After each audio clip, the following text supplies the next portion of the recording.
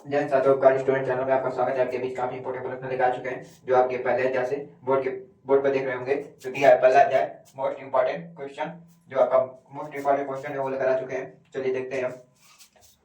पहले पर दिया है गुलाम का नियम, ये काफी इंपॉर्टेंट है। दूसरा है गुलाम के नियम पर लागू होने वाली शर्तें, ये भी काफी इंपॉर्टेंट है। तीसरा दिया है परमाणुता या क्वांटिकल संख्या किसे कहते हैं, ये भी इंपॉर्टेंट है।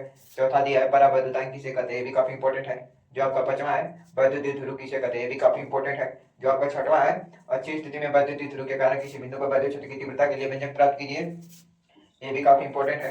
जो आपका सातवां है बलिंग किसे कहते हैं, ये भी काफी इंपॉर्टेंट है।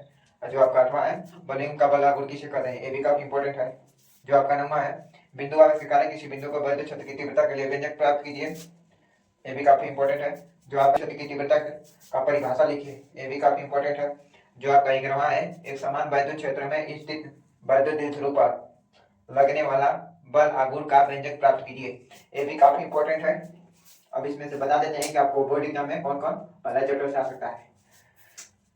जो आपका पहला है कूलॉम का नियम आ सकता है, या आपका कूलॉम के नियम पर लागू होने वाली शर्तें आ सकते हैं। और जो आपका ये चौथा है पराबद्धता किसे कहते हैं, ये भी आ सकता है। इसमें से निगमन है ये अच्छी स्थिति में वैद्युत ध्रुव के कारण किसी बिंदु पर वैद्युत क्षेत्र की तीव्रता के लिए व्यंजक प्राप्त कीजिए, ये भी आ सकता है। ये आपका ये बता नहीं बताया बिंदु आवेश के कारण किसी बिंदु पर वैद्युत क्षेत्र की तीव्रता के लिए व्यंजक प्राप्त कीजिए, ये भी आ सकता है।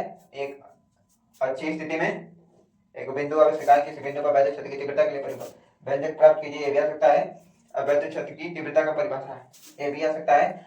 यहाँ पर दिया है बलिंग नहीं बताया क्या, बलिंग भी आ सकता है। यहाँ पर बलिंग का एक व्यंजक ये भी आ सकता है। एक समान वैद्युत क्षेत्र में स्थित वैद्युत ध्रुव पर लगने वाला बल आघूर्ण का व्यंजक प्राप्त कीजिए, ये आ सकता है। आशा करते हैं कि आपको समझ में आ रहा होगा। कल आपको जो निगमन है जो परिभाषा वो करा देंगे सुबह में।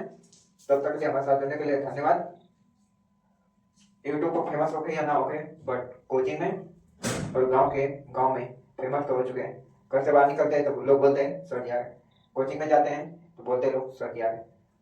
चलिए आप लोग सपोर्ट करिए। तब तक के लिए हमारे साथ जुड़ने के लिए धन्यवाद। चलिए कल मिलते हैं।